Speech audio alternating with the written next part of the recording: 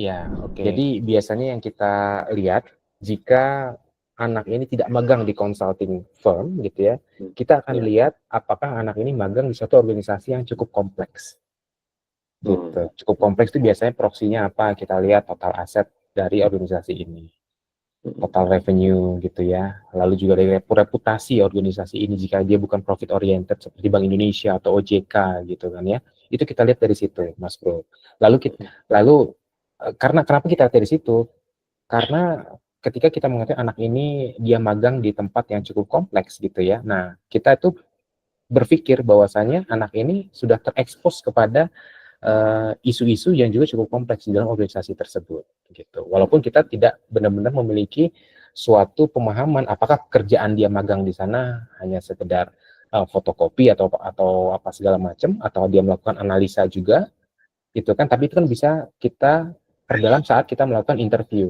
Tapi at least dengan dia magang di organisasi yang cukup kompleks tersebut, at least dia bisa dapat kesempatan at least untuk dipanggil dulu gitu. Habis itu kita interview gitu kan ya. Nah saat interview itulah baru digali. Nah, jika tidak melakukan magang di tempat yang cukup kompleks gitu ya, katakanlah dia ini magang di kantor akuntan publik nih, Mas Bro. Dia nggak sebagai konsultan, tapi sebagai auditor. Ya, ya.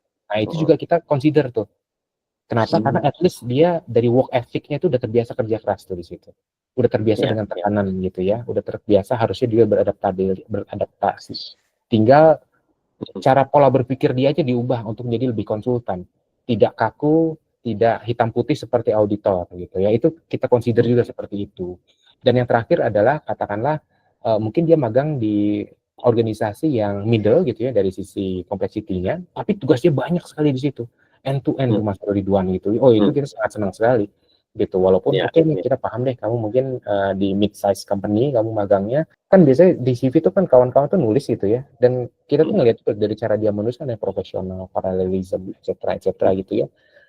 Ketika dia menulis yang cukup influencing dan ketika kita interview dia bisa menjelaskan loh ternyata nih anak saat magang kerjanya kompleks juga ya. Nah, itu bisa jadi tinggi chance dia untuk di hire sebagai seorang konsultan, Mas Bro.